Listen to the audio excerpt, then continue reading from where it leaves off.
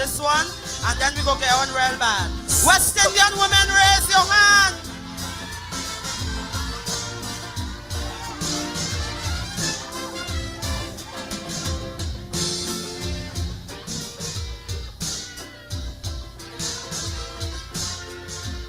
Hear this. Devastation and destruction from ever since time began has been inflicted time and time and again by man against fellow man. Yet man wouldn't learn from history. It makes him more violent, producing deadly weaponry with nothing but evil intent. So the war could never be over. Peace will never be seen, long as man in his quest for power keep destroying fellow human beings. Fellow human beings. I'm telling you, nobody, oh nobody, when you really think of it, nobody wins a war, because the agony of defeat will linger. Nations still hating one another, and superpowers, they're looking for more power. As long as violence and aggression still dwell in the hearts of man, brother, the war will go on. It cannot be won. No, no, no, no, the war will go on. It cannot be won. Fallout from war is chaos, plenty agony, plenty pain. Economies left in shambles that may never rise up again. Collapse of the money system, disruption of foreign trade, people turning against their leaders for the blunders that they have made. Environmental pollution, radiation taking its course, and the thousands that die in battle. Oh, what a waste of human resource. Of course, look, I'm telling you, nobody, oh, nobody. But when you really look at it, nobody wins a war. The brutal clash of ideologies, carnage and social anarchy, and life reduced to pitiful dimensions. The falling back of progress and growth for entire generation. Sister, it cannot be won. The war will go on. No, no, no, the war will go on. It cannot be won. Hear the music.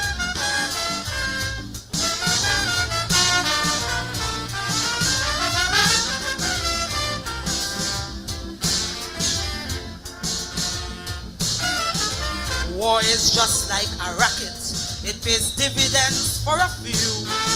But what does it profit the masses? I mean laymen like me and you. While the leaders playing their chess games, using the masses as pawn with political propaganda, the massacre still goes on. The soldiers, they never started, but they keep their lives easily, while the leaders are in a safe place working out strategies. So you see, I know nobody, oh nobody. But when you really look at it, nobody wins a war. It has stained the passage of history with the blood of the weak and the mighty. Great, great cultures vanish completely. Look, war can create and destroy political boundaries as it goes on. Brother, the war will go on. It cannot be won. No, no, no, the war will go on. It cannot be won. The object of war is simple. Just conquer and take over. It doesn't matter how many people get wiped out in the massacre. The enemy must be vanquished. The battle has to be won. But the conflict will never be over, cause the agony lingers on. There'll always be more dictators, more Hitlers, more Saddam Husseins. And with the lunatics in power, it will just start all over again. And again, I know nobody, oh nobody. But when you really look at it, nobody wins a war. We need a spiritual revolution to stop this brutish aggression. Always peace in the world will always be out of our hands. As long as the quest for wealth and power still live in the hearts of man, sister, the war will go on. It cannot be won. No, no, no, the war will go on. It cannot be won. The war will go on. Peace in the world. The war will go on. We need a spiritual revolution. The war will go on. Lord, put a hand, save the children. The war will go on. Man fighting against man. The war will go on. What we fighting for? The war will go on. What we fighting for? I'm coming back. The war will go on. What we fighting for? The war will go on.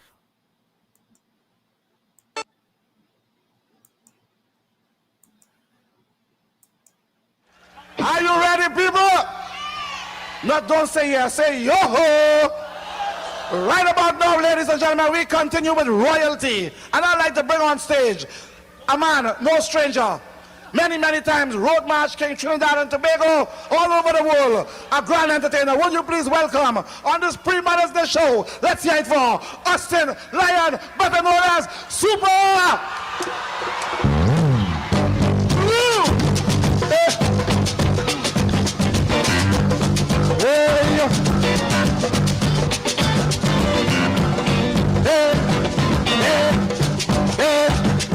Tonight is Calypso night. Tonight is Calypso night. Raise your hand and we'll have it. Hey, hey. Tonight is Calypso night. Tonight is Calypso night. So let we jam, jam, jam, jam. Jam, we jamming on the moon. We jam on the moon. Hey, hey. Yes, we jamming. I want everybody, say hey, yeah, yeah, yeah, yeah,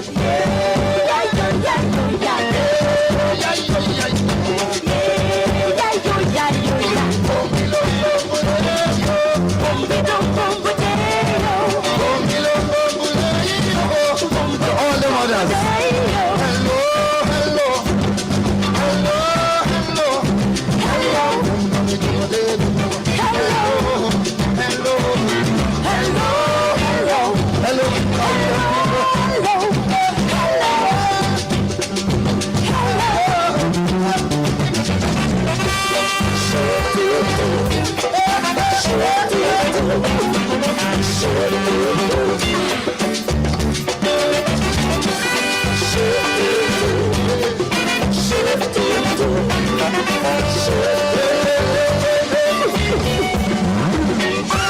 Meeting people is so wonderful.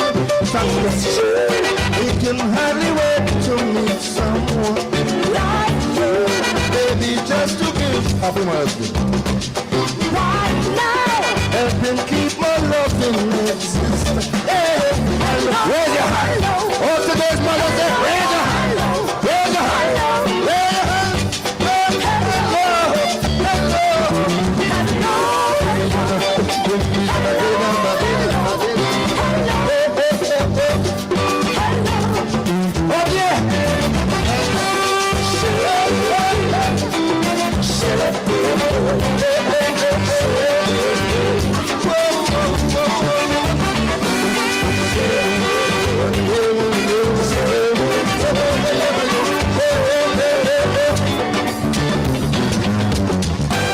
Like for instance, meeting strange faces like you. Oh yeah. Where you need assistance urgently. Oh yeah. There is no other proper way. Right now. All you've got to do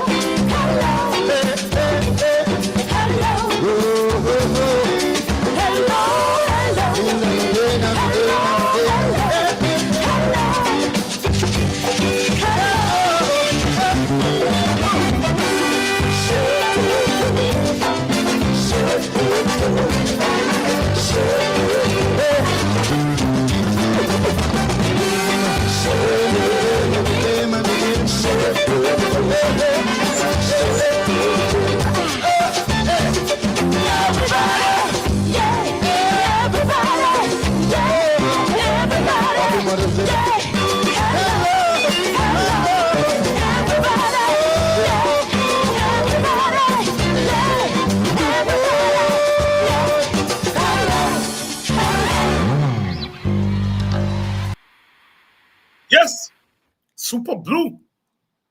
Little Shango there to start us off.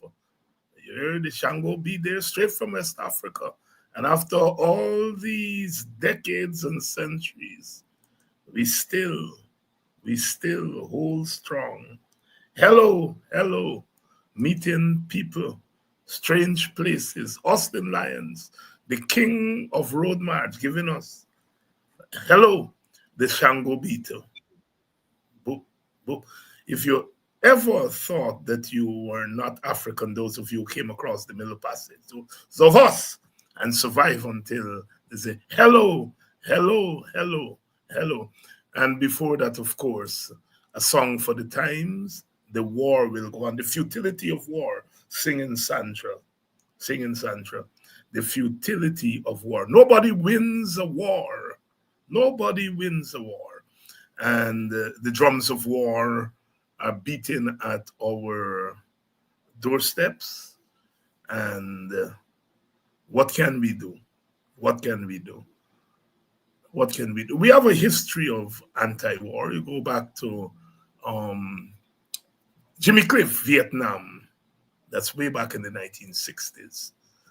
Coming right through to singing Sandra, the war will go on. The futility of war. Doing it as we do it in the Caribbean, using song and dance to tell the story, to protest, to rebuke, and to prophesize. The drums of war, of course, the United States and Venezuela. We have talked about it on this program. My position is very clear. Back in time, I might have taken an ideological anti-imperialist position, whatever. And I suppose at an ideological level, one is still there. You can't not be there if you are from these tiny acres, as David Rudder said. These tiny acres of confusion. You can't not be anti-imperialist, but the fact of the matter is, I am care about Venezuela right now.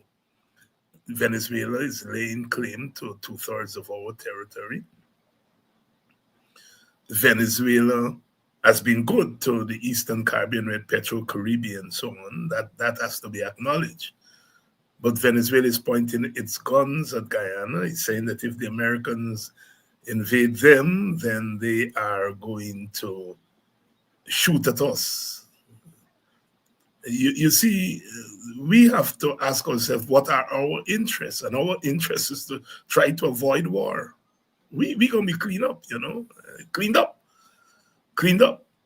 The actors, the United States, China, Russia, they got nuclear weapons. Venezuela don't have nuclear weapons, but they got a big army. We can barely defend ourselves against people walking about with bombs in plastic bags. And at some point, we in the Caribbean have to say, it's our interest. We don't need this. Can you carry out your foreign policy and leave us out of it? Leave us out of it. That's my position. I know some people are saying, invading another country is wrong. Of course it's wrong. But we're not here to bat for Venezuela. We have to find a foreign policy that balances our survival with whatever principle. Because don't talk about sovereignty in real international. I will ask Jeffrey about it. He's here. Sovereignty from an international relation standpoint in this cruel world, sovereignty of a Guyana or a Trinidad and so on, doesn't mean the same thing as sovereignty for the United States and Britain and the big countries. You see? And so in these times. But the war will go on. It cannot be won. The futility of war. Singing Sandra. Hello to all of you.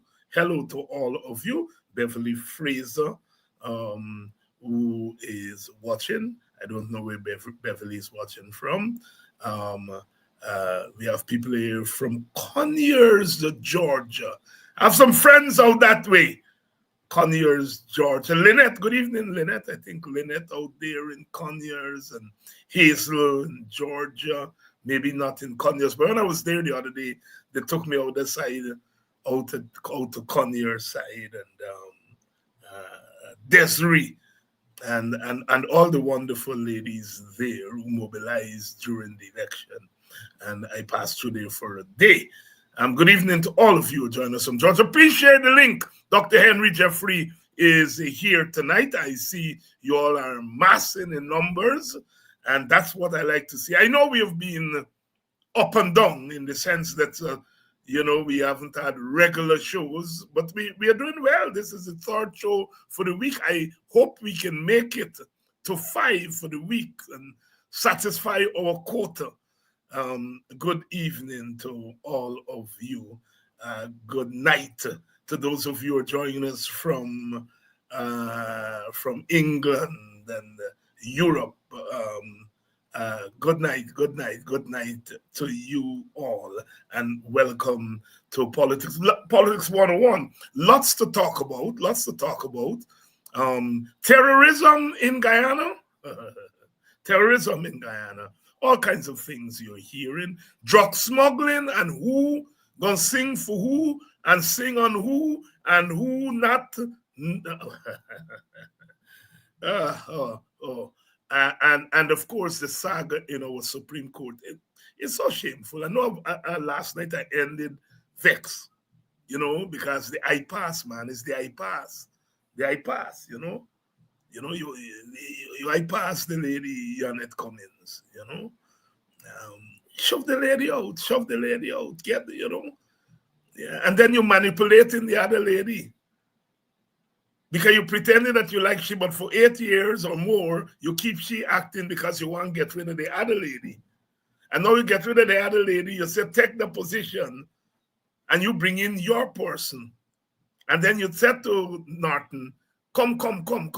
Yeah. Rubber stamp this thing for me.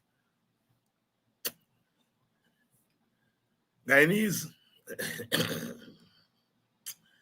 you gotta stop taking plea.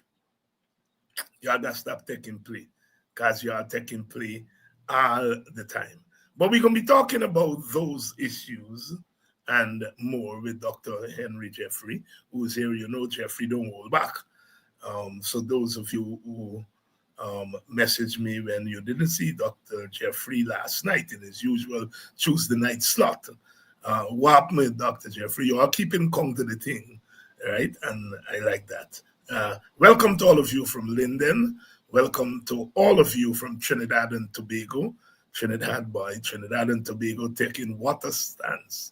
What a stance Trinidad and Tobago is taking on this story, and rebuking CARICOM, saying CARICOM is not reliable. In the old days when Jamaica broke away from the Federation, 1958, 1962, and Sparrow Singh, on the Federation.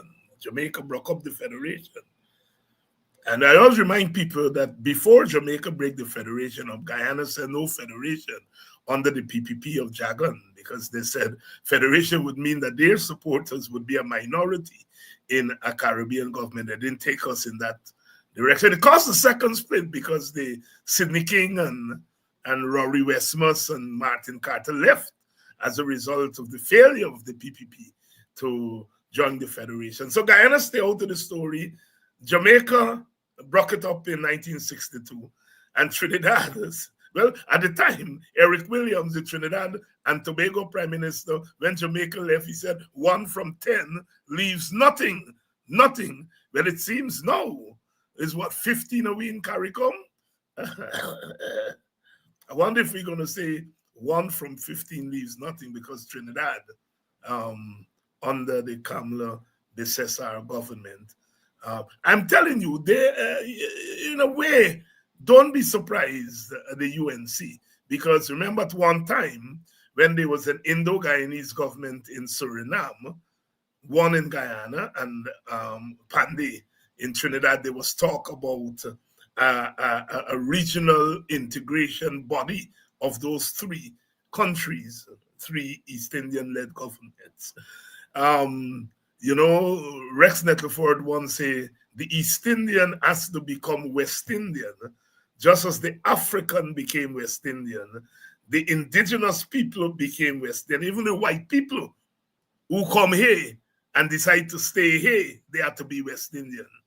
And when you see the moves by some of these governments in Guyana and Trinidad, you wonder whether they indeed, I think East Indians, for the most part, have become West Indian. The West Indianization may be a little bit slower than the other ethnic groups because, they came after enslavement and they came with vestiges of India that they can still hold on to. So the process may be different, slower, and so on. But you wonder whether their political leadership is invested in integration. Good evening to you and welcome to Politics 101. Dr. Jeffrey's ready. You are ready.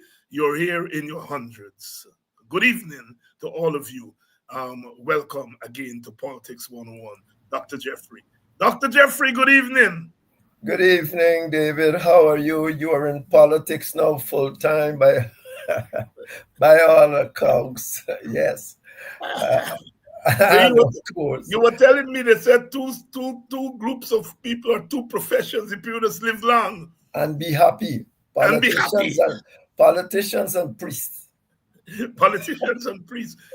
My only ambition when I was a boy was to become a priest. I never wanted, and I never thought I would become a politician or a political activist, you call it. But no, so I dabbled with the priesthood and dabbling with politics. So now I want to live long and be longevity. Longevity is there. Dr. Jeffrey, you obviously have been paying attention to the drums of war in the southern Caribbean. Yeah. There seemed to be a collision of fight against narcotics, regime change in Venezuela. Here we are again, having to deal with the reality of geographically in the quote-unquote backyard of the greatest country on earth. And we are caught in this. This time we have oil. This time the Venezuela claim to our land is live. We are front and center of this thing. The Americans have asked the Grenadians to put up satellite equipment there to ostensibly fight drugs. We in Guyana, like most Caribbean countries, we tend to pay attention to our local politics and not as much to international politics. But the drums of war are being beaten there. And then we had this explosion on Sunday night. And there's talk about terrorism and linkage of the accused to Venezuela and all of that. Bring all of that together because I know part of your training and when you taught had to do with international politics. Talk to us. Well, David, they said the last time that democratic countries ever fought nearly fight each other again since about the 18th century was when America and Britain nearly go to war about Venezuela. You remember? The Venezuelans claim that the Essequibo is theirs, and the Americans say, well, here what's going to happen. This Monroe Doctrine existed since, 1820, something like that. Yeah. And so the Venezuelan says, the American says, well, the way to end this would be to set up some kind of a commission, some kind of arbitration, and the British refused. Remember, the British refused. And so the Americans were about set to go to war with Britain on the Venezuela border dispute. And and the British suddenly agreed to the tribunal that ended up giving and we ended up with the present border. So, and we were talking, well, not began, but you was thinking about wars. And I said to myself, that came to mind when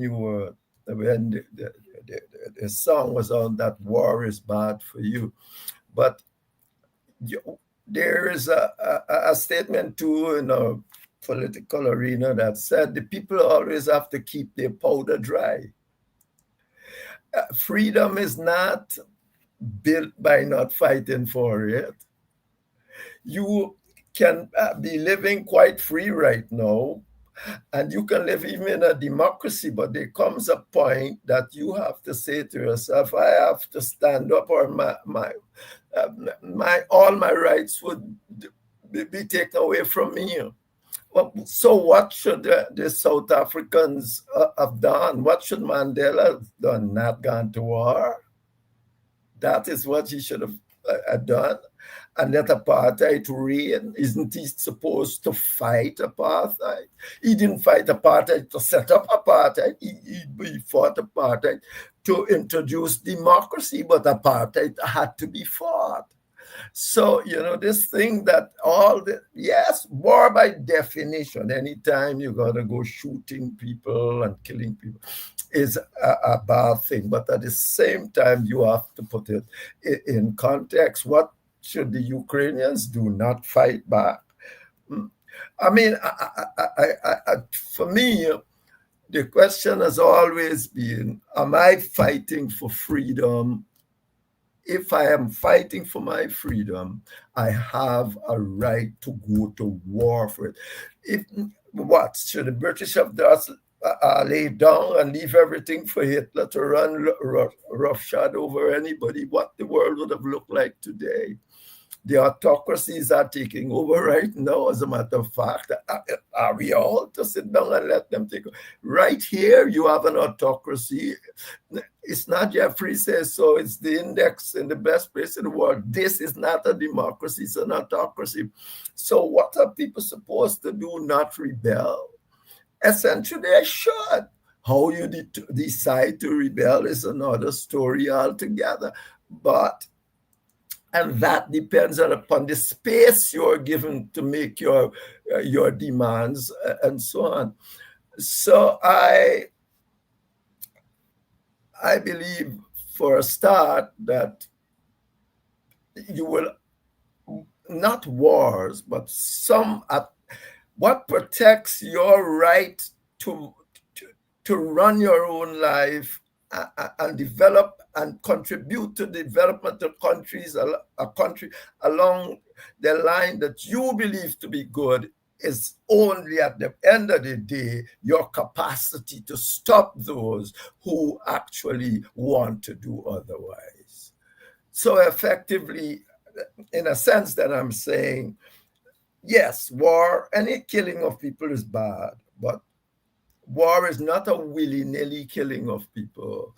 It is, I'm saying it to you, you are destroying my freedom, and you are saying, well, to hell with you. Well, what else should I do?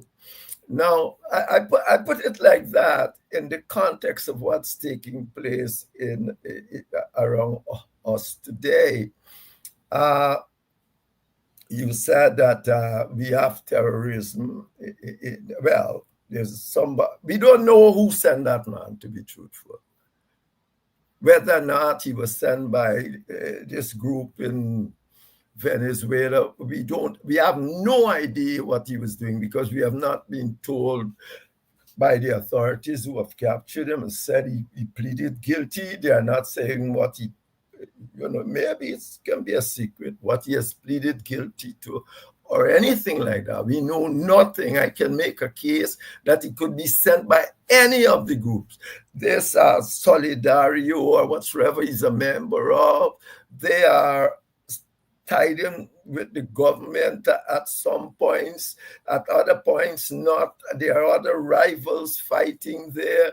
So you don't have know anything about what's taking place. All you know, there's a man came here with and placed the bomb and killed some people and he killed that little girl. What you'll he might consider as collateral damage because he didn't intend to do that.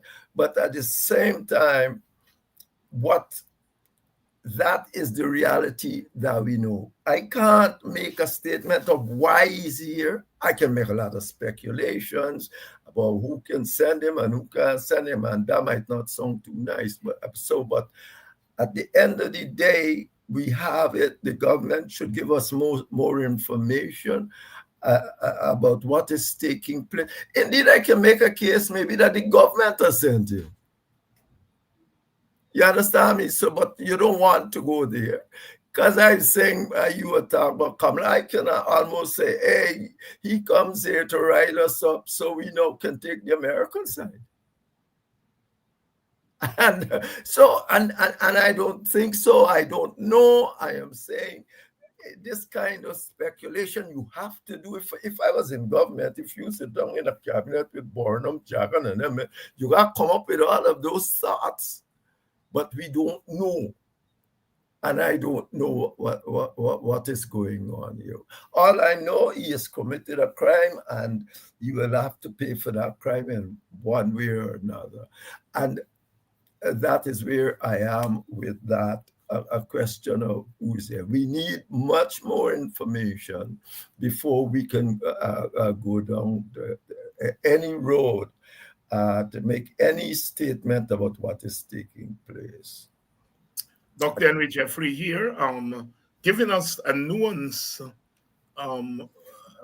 position on war, philosophical, we may say, and of course that is what we have to try to do as teachers, is to try to be as problematize some of these things and not necessarily simplify them, but to problematize them. And I do, from a philosophical standpoint, understand what Dr. Jeffries is saying. In fact, he's broadening the definition of war from war between countries to war within the context of freedoms and rights and so forth. And so, given, if we may call a broad definition of war, whereas Singing Sancho was talking about the narrow definition of war between so-called nation states.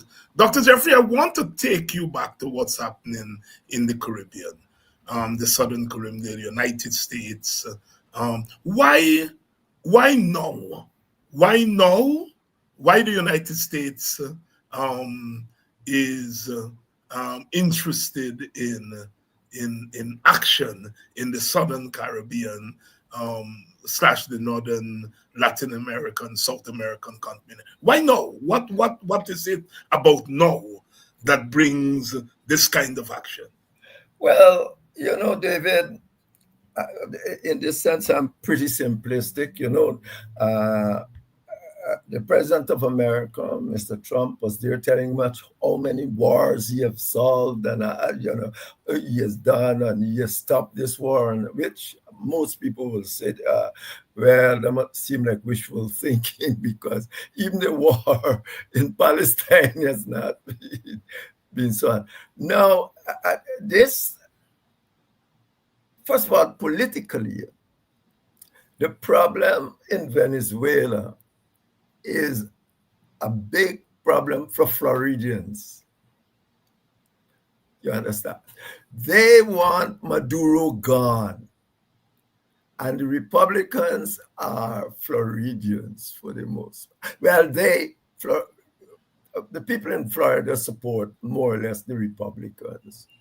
And the result is that Trump has, as a Republican, if he can get rid of Maduro, would have done something that the Biden administration was unable to do, in a more diplomatic way. Now that would be a little big boost for him as going into uh, the midterm elections. So that's an important aspect to me, that he has taken on this to this extent, because Biden was trying, but you wouldn't have gotten them going and sending all these bombers all over.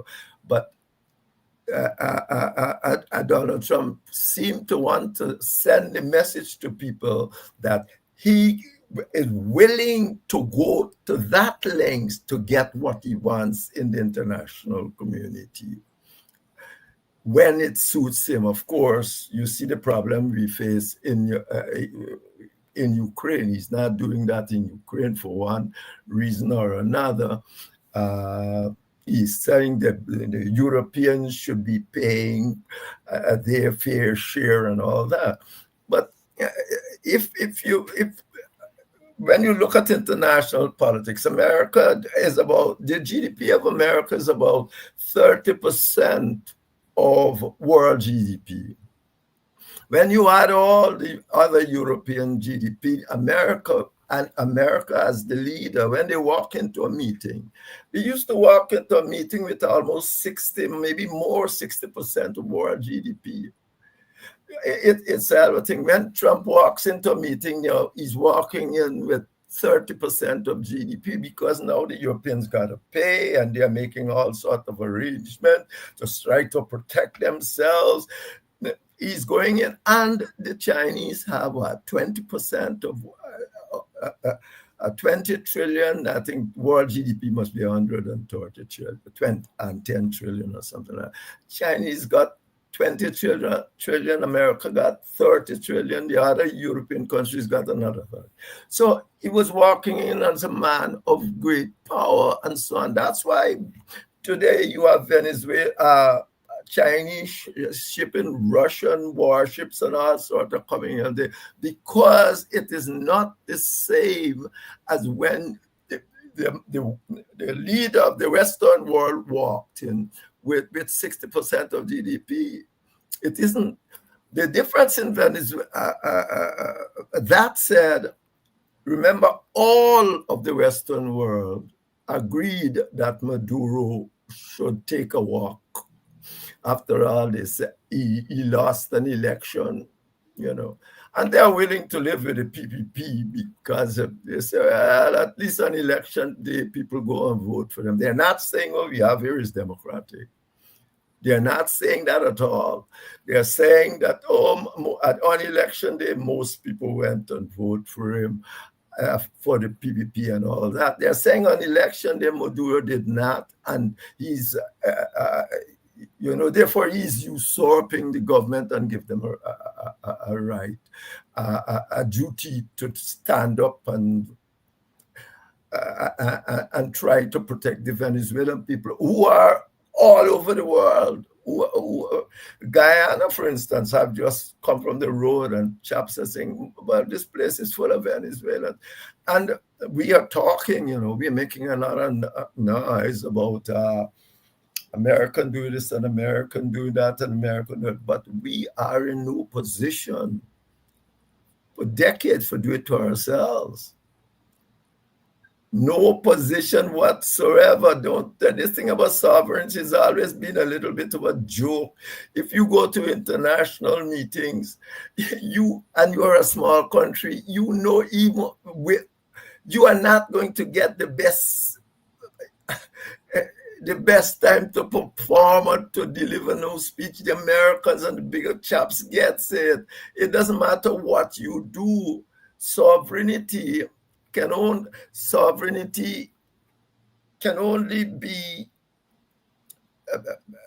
be structurally legally supported if you got the international government. You ain't got no international government. You got a whole lot of laws, but the Americans themselves, only the thing with the Seychelles the other day, we have gone to the Court of Justice, the International Court of Justice, about Venezuela, but the American and the British themselves the other day, when the Court of Justice says something about Chagos Island, some one of them said, no, they're not accepting it. The question of So sovereignty. this whole talk about being sovereign and so on, I mean, it's nice. The idea, it's good, but you got to have military power to back it up. For decades, they're saying, oh, there are all these drug lords all over, particularly in Bolivia state or just over there. And nobody can do anything about it. And therefore, you have to sit down and ask yourself, well, what's it all about? This sovereignty seems not to be able to stop them. So, Dr. Jeffrey, the question of sovereignty, you're quite correct. I remember 20 years ago or so, going to Caribbean conferences, and some of the older scholars argued very strongly against this notion that we are sovereign. And those of us who were younger felt we opposed that view because we grew up post-independence, and we grew up on the Burnhams and Eric Williams and Manleys and so on the international scene, fighting for new world order, new world information order, new world economic order. And so the notion of sovereignty appealed to us in a certain kind of way. But I have to say that as I have matured, I've come around to understanding the argument of limited sovereignty or tenure sovereignty. The issue is for us in the Caribbean here. I'm asking you this: is there anything we can do? If America wants to come into the territory and use us as a jumping off point to take out Maduro and others, we say we are calling for a zone of peace, but does that mean anything? Yeah, well, it means, at least it sends the notion of what it is, how we like to. It's like sovereignty itself. It says, I mean, we are sovereign. We would like to live as sovereign nations, make our own decision. But as you just heard about war, these things happen. You don't have the power to deal with it themselves. They can leave. They can be left there to fester. All these drug dealing things can be left there to fester. They have been, they were being left there to fester. They have been coming in Guyana, being in Trinidad. They have been thing to fester. So in a sense, the American has a point that, look, and they're coming to my country. That's all they're saying. These people are ending up in my country. I have a major problem. When I see people blowing up people and all of that, I said this without any judicial or anything. I think it's totally wrong. But on the other hand, I said to myself, are these people warned as they're going? Are you just coming in a plane and blow them up?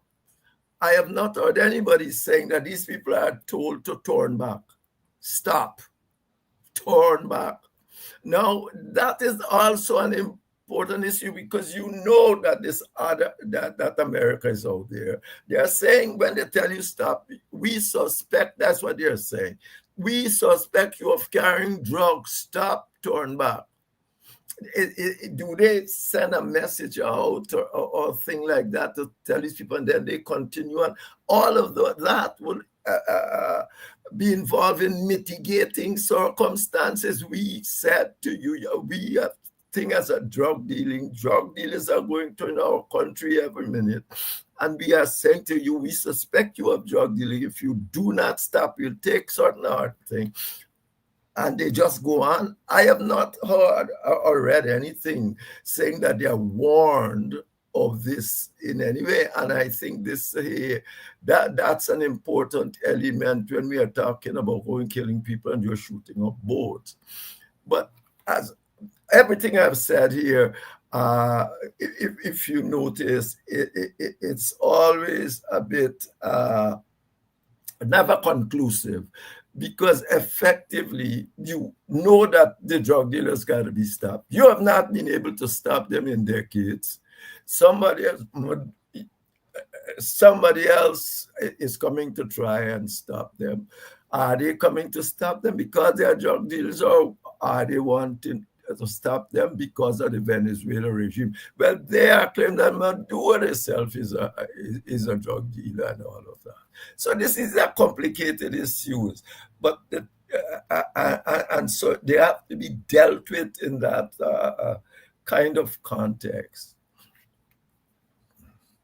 Dr. Jeffrey, let's move from narco trafficking and go to drugs, gold smuggling, because we in Guyana, we are embroiled in that. Yeah. We're one of our leading politicians, the incoming opposition leader, has been indicted by the United States on gold smuggling. He hinted that the government itself may have facilitated or in some way involved.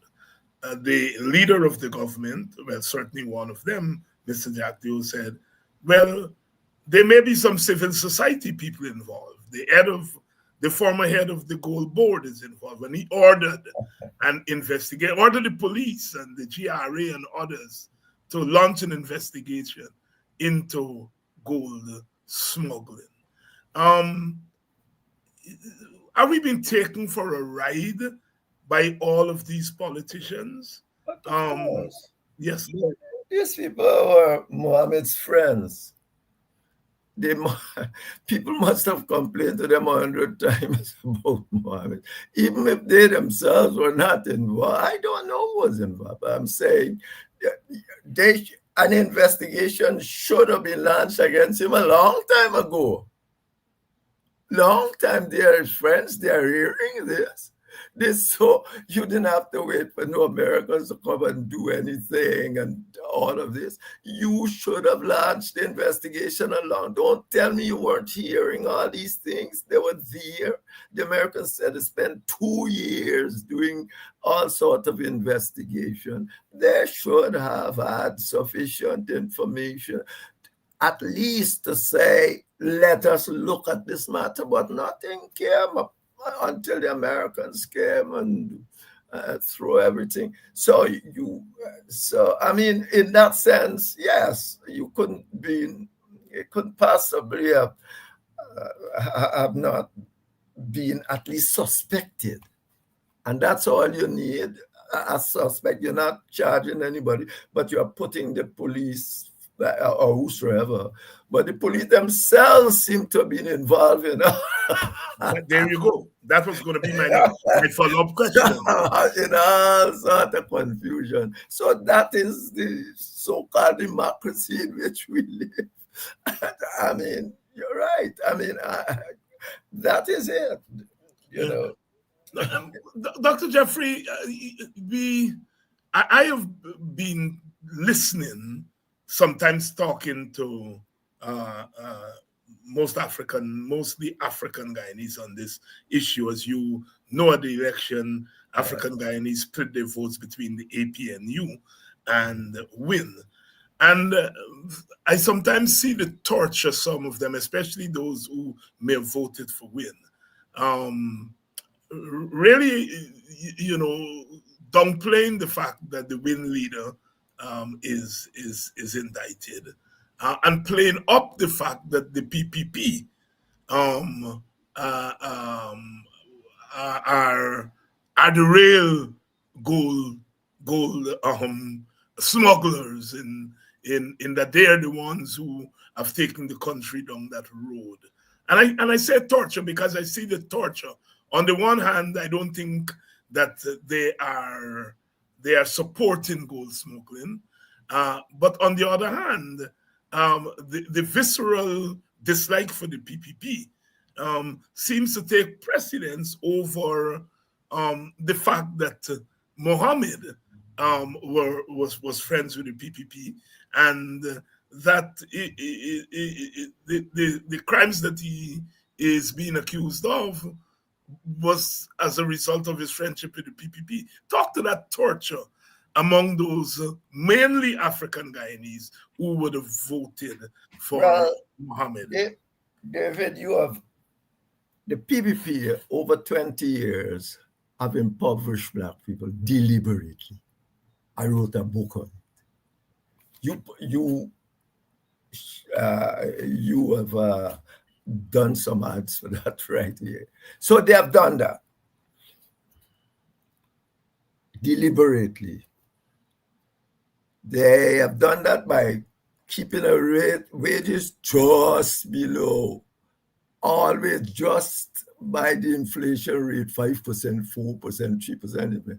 Jagan had always said, and that's why I said, you mustn't say, you can't just say PPP. PPP different at different times. Just like people say PNC is not the same group because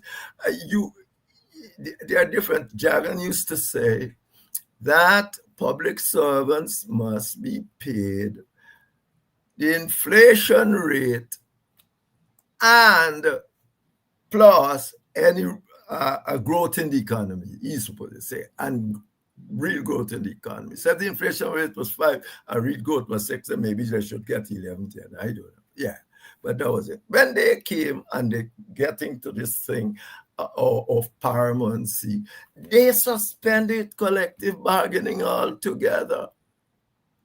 So there's no, and that's one of the things you people got to bring back. They suspended collective bargaining. Even the last time you see the torture and torment, you had to go through to get collective bargaining with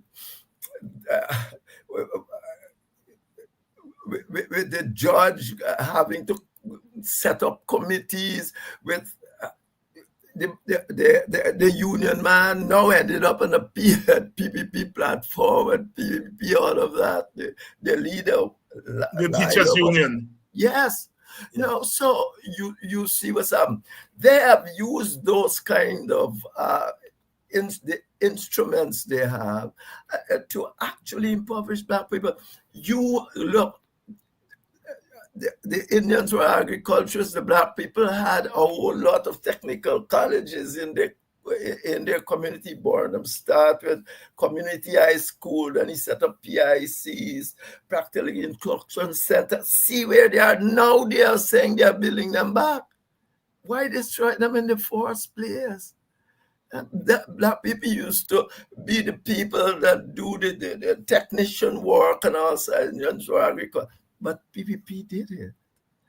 As I said, I think on this program before, look, athletics. The PPP carried the athletic track where at Lenora. They all weather track. Why would you do that? Why? Is Lenora now over there? Yeah, so, Lenora, yes. Yeah. Who in Lenora?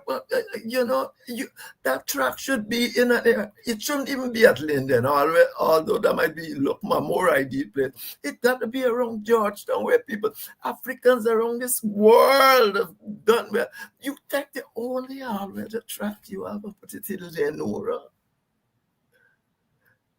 Yeah, I mean, and that's only the tip of the iceberg. That's why I always said, and I expect from you and people in Parliament, that you must have an ethnic disparity analysis of what has taken place.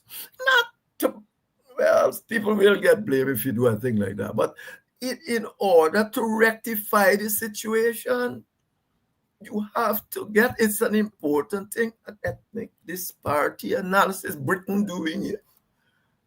Australia, I think, done it. So, I mean, you can do that because these people were badly. So now we are talking about Mohammed. Now that's where we come to Mohammed. Because the PPP, you maybe get it from the PPP too. The PPP, assuming that they are not being coerced, which nothing has stopped me from believing that so far. But the PPP, he must be saying, the PPP had them as a quoting and say, well, if we sufficiently impoverish African people, they're going to vote for us. They didn't vote, given what happened to Mohammed, they didn't vote for the PPP, but they voted for him because he was willing to pay. There was a whole lot of buying votes and selling votes. And the people would prefer not vote for the PPP, period, because they know what has been going on. And so they went and they essentially vote for the PPP got 1,000 more votes in Linden than they got the last time. And you got to do this analysis from the what is really what should be the voters list. Don't worry, that's 700 or something thousand, because then when you go from there, it look like a lot of people did not vote. Right. And they say, oh, black people still and all that. No. If you go to the 515,000 that's supposed to be there, and you know that the Indian vote solidly for the PPP, they are 40% of the population, and of course, they always get a good deal of Amerindian vote proportionately. You will see that the PPP has, that's what they have gotten to get to the 50%. And because of the split in the PNC, and a few black might have stayed home. So we have to be very, very careful that this is not about race and racism. It's about justice. Yeah. It's about justice. If you can't understand this, well, you are not on my side. It's about justice. I'm not racist. I don't know. I joined PPP when how many Indians joined PNC? You fought for the PPP on the road and maybe get locked up all on the road with the PPP. So how many are these people just tell you, you're a racist? Go and join another party at any one of time, any point of time. You mentioned the thing about Jagan and the Federation. The Federation. But he couldn't do it because in 1951, he already wrote a letter to the goddamn communists telling them that he going to carry Guyana and the Caribbean into the communist world. So how he going to, he wanted them, it's around 1951 he did it. So he already committed to the communists. We didn't know that. I used to always tell Shadi all the time, I knew long before I became minister that he's a communist and people right to keep him out of government. I've told him that all the time. To the point where the Berlin Wall fell, and I met him. I went to see Boise Ramkar in Freedom House. So he's always gaff and maybe buy some books or something. And I saw him and I said, your time came. Your time come. He said, what are you talking about? I said, but you're irrelevant now. The Berlin Wall fall, communism finish. He said, Jeffrey, bring some people by my house and we talk about it. And I took persons by my house who are still alive today. I took them and we sit down. I said, your time has arrived to become President of Ghana because you are totally ideologically irrelevant. So Guyana is it's a small country, but it's very complicated. It's complicated. Yeah, it's complicated. It's when people run out and say, Borno was a dictator, Borno. If he wasn't a dictator, you might have ended up in some gulag. As they said about, as they say, if they weren't Lenin, there would be another Lenin. Well, that is the thing Barnum was placed upon because Barnum, they want Chinese people. Barnum, they were at Park Hotel. Barnum did not wish to join. Indeed, he tried to avoid it, but they weren't Barnum. There had to be somebody because the British would not, and the Americans would not have allowed the PPP to take the whole Caribbean into no communist camp. Period. They offered Jagan shared governance. They offered him. Maybe Guyana can tell you that. And he said, no, but how are we going to do it since 1951? Nobody don't know. Most of the people in the PPP did not know that they sent that note. I didn't know, but I can see from his behavior that he was a whole communist. So I said, that didn't stop me because I got tendency towards Marxism and so on too. But so he became my friend. But the point is, he was a communist, and they were not going to allow him to run Guyana. No, it is. And what you're going to have, you had a majority of Indian votes that were not going to be moving. So, Borno, that's what you end up with. That's And I what you see, end up with. yes, that's what you end up with. So, if the Borno was bad, is they created Borno? Dr. Henry Jeffrey here tonight. Good evening to all of you who are joining us. Good evening to my friend Lach Min Aziz from West Bobis Boshalat, West Bobis, and all the people there in that part of our country. Good evening to all of you. Dr. Jeffrey and I are wrapping here, and of course, we are going between history and the present and throwing a little bit of philosophy and so on. Jeffrey, one had hoped that the elections have come and gone. Part of the PNC base voted for win, and we have moved on. But the lambasting of Norton seems not to stop. I floated the thesis before election that I think there is a concerted effort by forces close to the PNC, inside the PNC, and of course outside of the PNC, and maybe internationally, to really get rid of the PNC as we know it. I don't think anything else explains the fact that the PNC was beaten at the election. It's now the number 3 force in parliament, but yet this attack on Norton continues. Norton must go. Norton must this. Norton must that.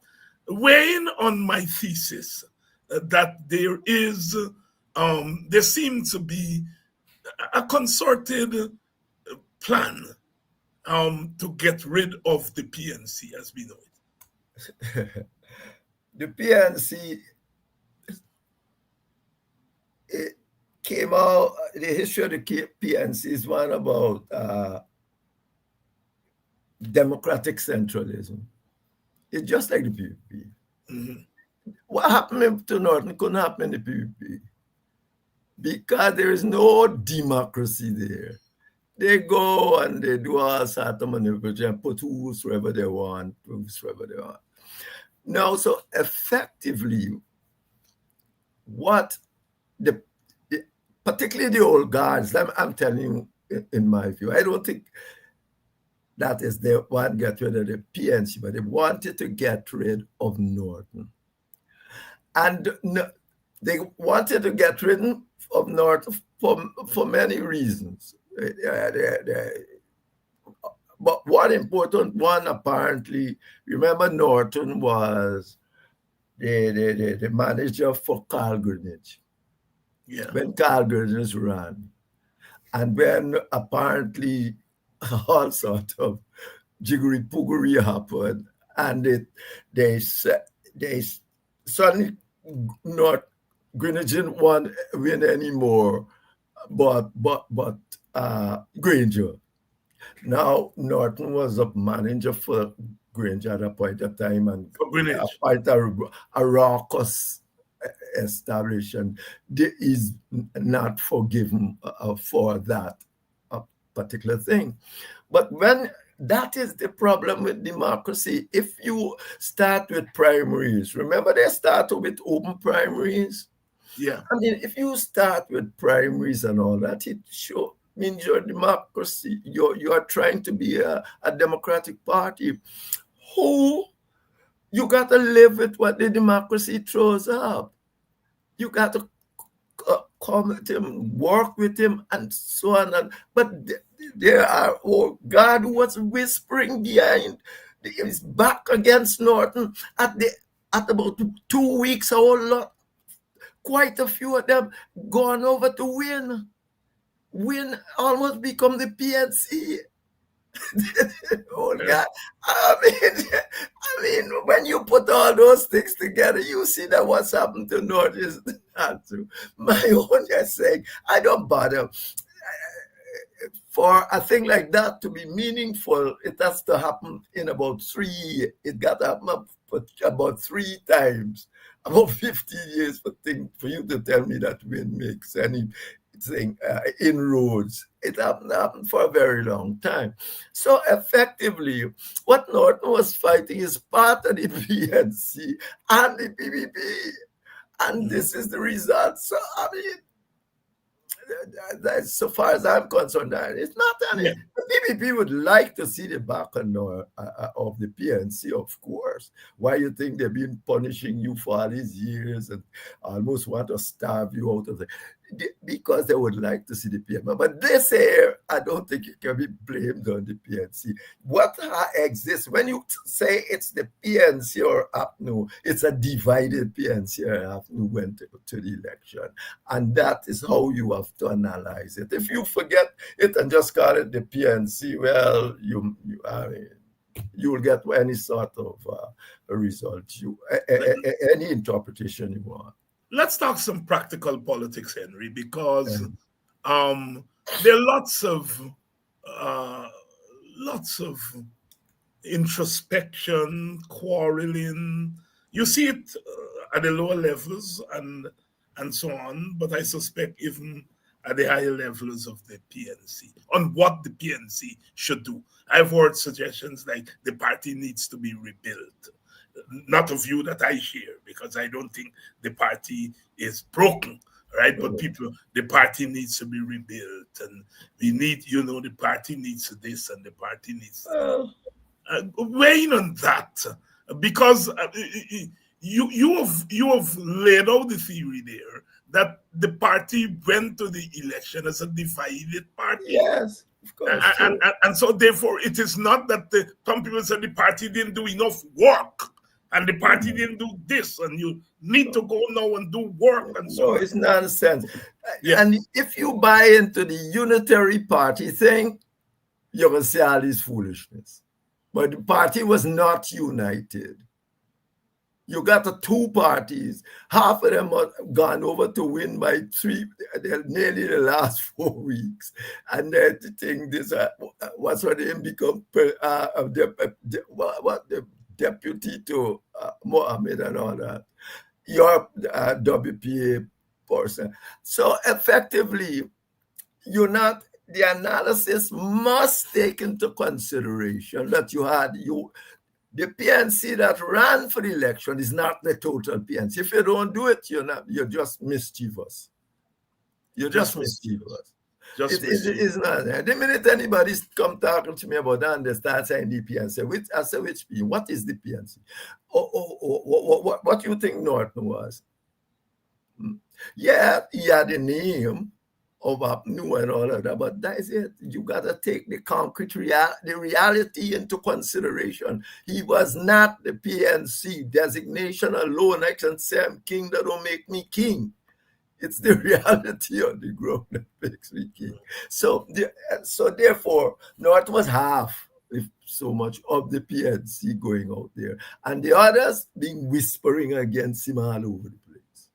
And they had their whisper campaign and all sort of organization. That is the real PNC, and that is what put Win in where it is. And thank the Lord, I'm not churchman. Thank the Lord, they put the PPP there. It didn't put the PPP there. Dr. Henry Jeffrey here bringing a new lens to the politics, and that's what we try to do here. Try to open up the thing, because I like Jeffrey, I don't agree with that whole thing that the party needs to be rebuilt, and not to rebuild the party when he come in. In clearly, when the party was in power for that 5 years, they had neglected the party structures, and so Norton came in, and that's what he did. He increased the membership, increased party groups, etc., etc., etc. So this whole notion that the elections or the base was part of the basement away because the party was broken. I don't know. Anyway, it was a struggle for power. Yeah. Yes, struggle for power. It was a simple as struggle for power in the PNC that allowed it to split. The oligarchs in the PNC determined that they must get their way. Even after you win an election in the membership, they are telling you, oh, I bring a man that is better than you. Yes, why is he better than me? He looks better than you. I mean, this is foolishness. It's stupidness. So that is essentially what happened there. So, Jeffrey, the National Assembly is going to be convened next week. And of course, we now have 3 parties in the National Assembly. But you also have Forward Guyana Movement led by Amanza Walton Desir. And you have the WPA there, although it's part of the APNU delegation. From everything that the party has said, they see their role as a dual role, representing the WPA while being part of the APNU. So in effect, you have 2 small parties in the National Assembly. Given the winner-take-all system, given everything, we know that the National Assembly has really not been an institution that has been able to bring about any big change in the society. But tell us what, from your standpoint, what's the role of these quote-unquote small parties, 1 representative in the National Assembly? What should be their role in such a configuration? Try to build Guyana into a democratic society. Right now, Guyana is an autocratic dictatorship.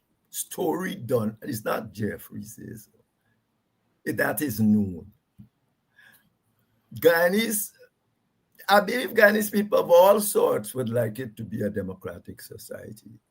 But whether or not the PPP and the supporter, which mostly, as I said, 40% Indian, and so on, what you have got to do is to try to build Guyana into a democratic country and fit in with the Caribbean country. Guyana is the only one on the VDM index that is autocratic. There is an autocracy, a dictatorship. Even Suriname, well, not even Suriname do a lot in terms of democratic and change to change that perception. Your job should be to attempt to say, what they are trying to sell you this as democracy.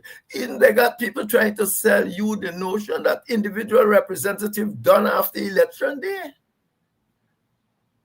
They're trying to say after election they ain't gonna work as election representative. Yet all of us know that that same parliament, it has a first reading, second reading. First reading is just the reading to present. Second reading is there to discuss the principles, big principles, and quarrel about it. But the third, the committee stage is where all of us have to sit down and try to get the best policy for the country. Because if the PPP now must only get about 40-something% of the people that vote, or what, 50-something of those who actually voted, but or of the population as a whole. The truth is that if you're going to have laws have to be for substantially all of us. You can't get the 51% of you and say you're making law for everybody. And that's why even the Westminster type system has that committee stage.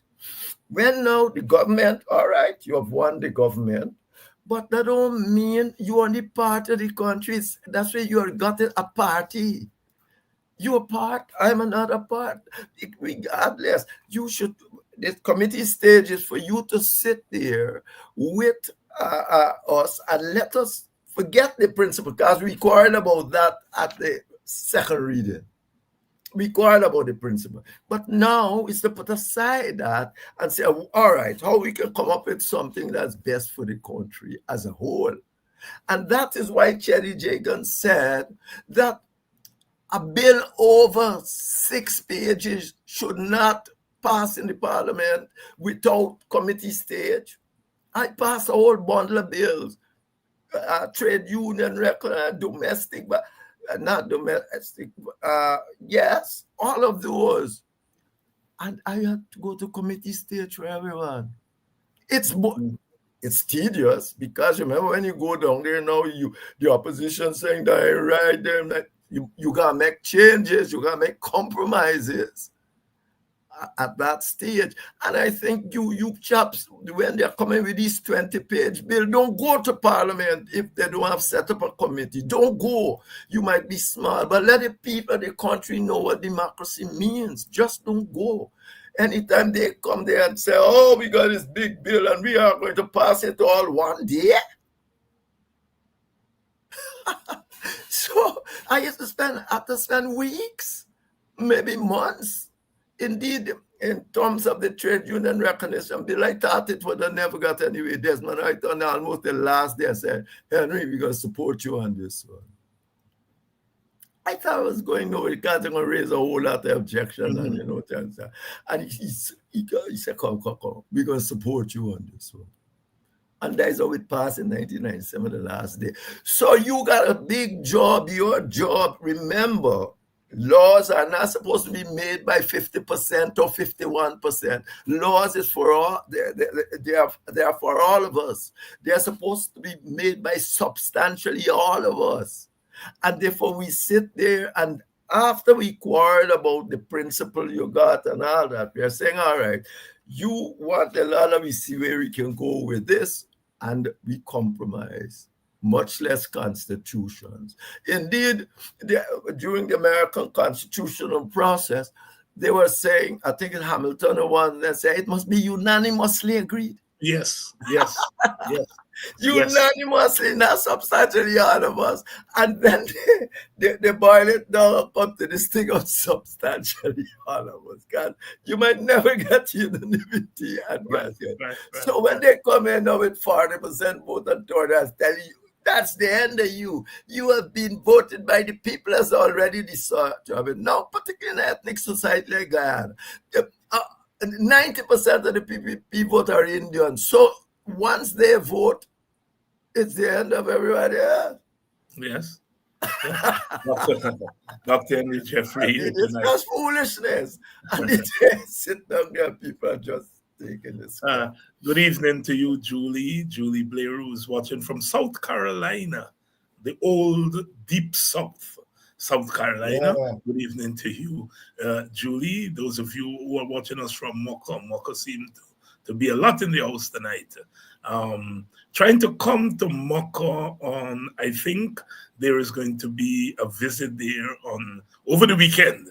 I'm hoping to come to Mocha and to as part of a delegation there to meet the people of Mocha on the weekend. I think it's going to be Saturday. Don't quote me on it.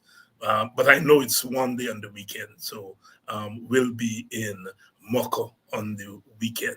Jeffrey, we can't go without touching on this thing where, certainly from my standpoint, the Justice Cummins, the former acting Chancellor of the Judiciary, was pushed out. And we now have a new acting leader of the acting Chief Justice and a new acting Chancellor.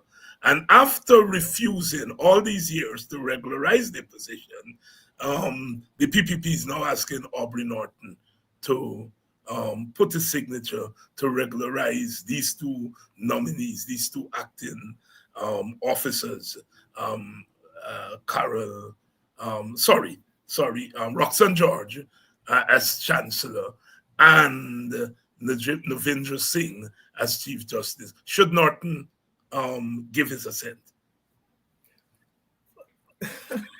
No.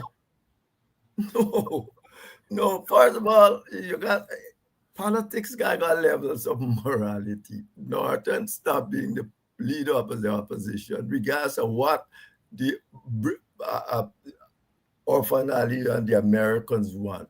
Yeah, from the day it's finished, maybe not legally as we know. If there was something dangerous, for instance, if we had to sign something so that Guyana, stop some bombing in Guyana, I will say yeah, or something dangerous. But it's not dangerous because they've been messing around with this for the longest while. Effectively, as you say, and therefore he should actually say no. He said clearly, I have because he gave them the opportunity. Well, let me put the story like this. For years, you see, that's what they're saying is what Cummings did in 2020 that caused a problem. But they have been doing this for years, long before 2020. The PPP don't want two Africans in that position. Story done. They didn't want it. That is the end game right there. It ain't got nothing to do with what she did in 2020. They had long before that. It's nearly 20 years that this is going on. So effectively, what has happened there, the PPP has orchestrated, but then what did you do when you're in government? You see, they always got to come back to you were in government and you had the opportunity too. But remember, you had to get the agreement of the PPP. Of the PPP. And you didn't want to put it to the PPP, largely because the PPP would have said no and present their candidates. And if you didn't take their Indian candidates, people would say you're racist. Yeah. So you didn't move on it, not because you loved them or not love them, but because you don't want to be labeled a racist, because the people would have bring an Indian judge and say, or two, whatsoever, because they like that, they're going to say, hey, these are our representatives. You don't want them to. Because you know, you got the same perceptions of what would happen. So effectively, you didn't do anything. And so today, what we are in, it's again, you need to fix the Constitution. I was going to go on and tell you those sort of things. But you need you need constitutional reform badly. You should take away the census from the government. The census shouldn't be no thing, no Ministry of Finance no more. How you go to election without a census? Oh, knowing how many people from where the country. You got elected, the census and these things should not, given the nature of Ghana, this is not a homogeneous society. Given the nature of Ghana, the census shouldn't come under the government because they're doing all sort of things not to put it out there. Things like the information, well, apparently information commissioner write a thing that he can't get knocked off. And no information is given to anybody. All these things come in to make you an autocratic government, an autocracy. But the people don't care if it's an autocracy, just want to hold on to power. That's it. That's one to hold on to power. Dr. Henry Jeffrey here tonight weighing in on a number of issues. We start, of course, with regional / hemispheric and global politics, and then we moved in to our politics. Some new ways of looking at old things and some more nuanced eyes on some of the things that we have been looking at, sometimes simplistically. Dr. Jeffrey, thank you very much for coming. Thank you very much, David. See you in 2 weeks. See you in 2 weeks. Bye-bye. Dr. Henry Jeffrey here tonight. Always fun chatting with Dr. Jeffrey. One of my friends, was saying, when you're interviewing certain people, you need people. Oh, my friend Torquay was saying that. You need people who know the story because you're interviewing people who know the story. And if you don't know the story, then the interview can be effective. Always, since I start doing interviews on TV and radio, boy, 30 years ago, 30, I think I started that thing in 1995. I, started doing TV interviews. So it's 30 years now. And one of the things I always like is to make sure that I know the issues, and when you're doing a good interview, because you're interviewing people who know the issues and you are au fait with the interviews. I remember interviewing Edward Siaga, and we got to Barbados and asked to do an interview, and he granted the interview. And after the first 10 minutes of the interview, he stopped the interview, the cameraman and so on, to stop. And he got up and he he said to his secretary, ask her why didn't she tell him that he was coming to do a real interview. And he got up, went into his offices, and came out with a stack of documents and papers and give me. And he said, you can continue the interview now. And we were supposed to have interviewed him for 1 hour. We ended up interviewing him for 2 hours. Largely because he recognized in the first 10 minutes of the interview that I had done my homework. I knew Jamaican politics. I knew Jamaican political history. I knew his political history. And he wasn't prepared for that. In the end, like I said, we had a wonderful interview. So when I interview people like Jeffrey and some of the guests that I bring on here, I enjoy it because I know that I'm interviewing people who know the issues. And after years of doing it, I myself have au fait and somewhat au fait with a lot of the issues, and a lot of you share that view, that our program try to teach. Thank you all. So many people the other day wrote me to say that. I think early in this week we were talking about some Caribbean politics, and to say, was it last night? I can't remember, or the night before, when we were talking about Barbados seceding from the British and this Barbados having the second oldest parliament in the world.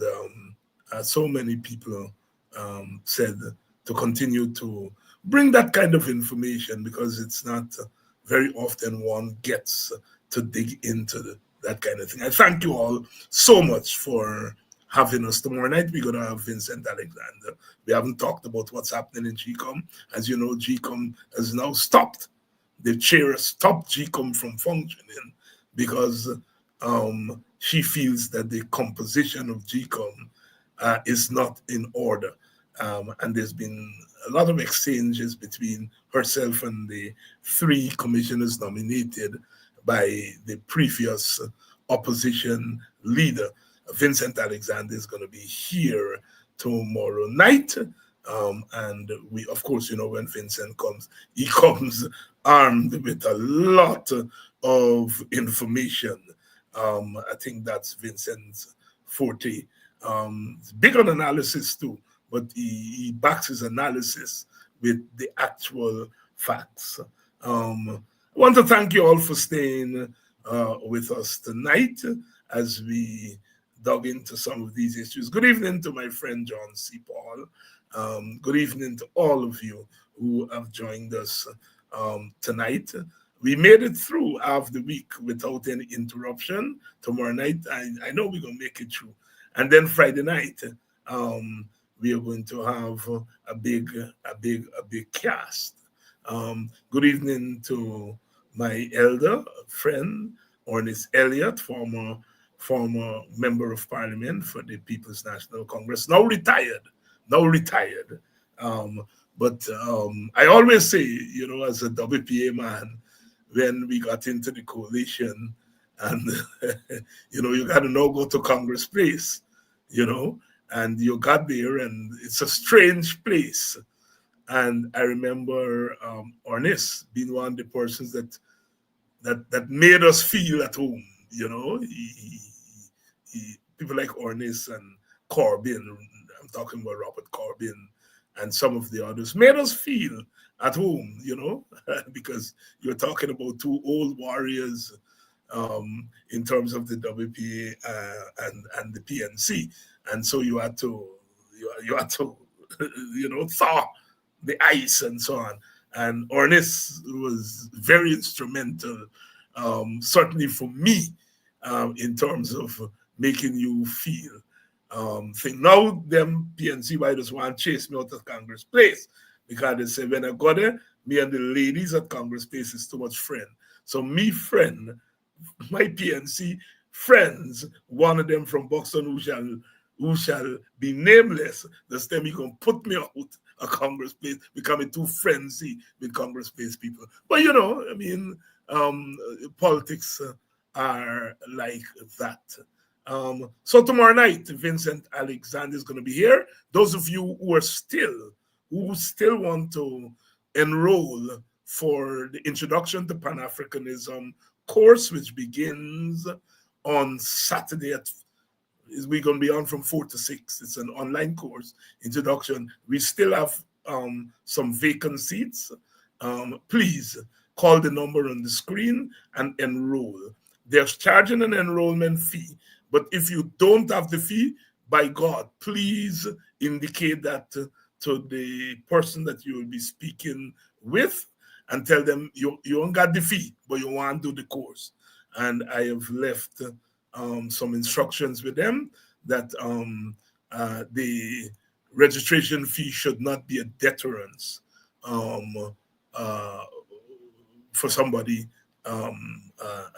participating in the course. The information is at the bottom of the screen. So I'll see you all tomorrow night.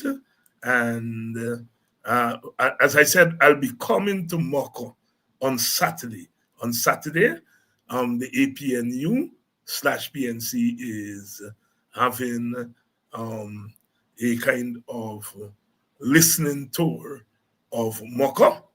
A pleasant good evening to Sister Nemo Flubes, who was probably the hardest working political activist in Guyana, period. Not just PNC or APNU, but in Guyana.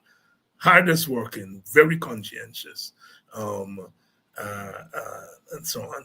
Thank you very much. I'd like to say thanks to the staff at Parliament Buildings, who I've been for the last couple of days interacting with, mostly on the phone, well, not mostly, on the phone.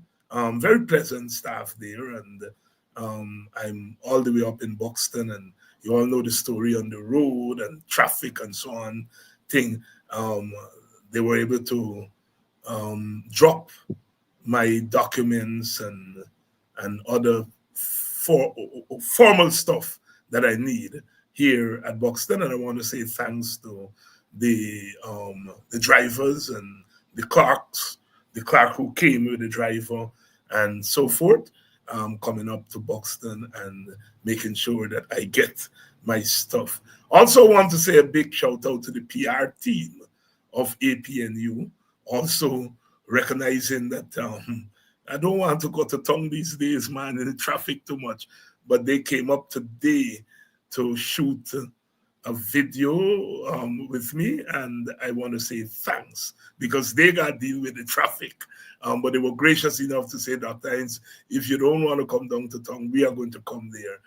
Drayton and Josiah and Tara, I want to thank you all for coming up to Buxton today and braving the traffic and saving the old man from from having to hit the road.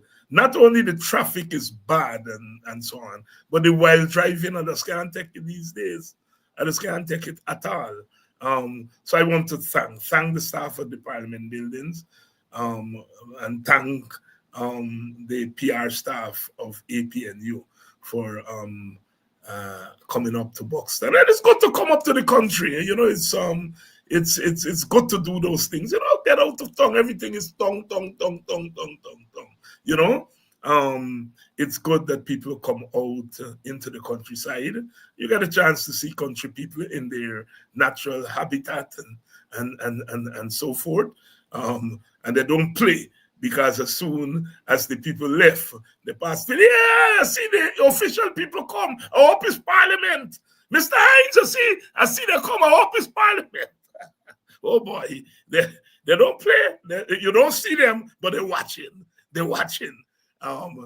Thank you all, my fellow Buxtonians, especially those here at the line top who have assigned themselves my security detail.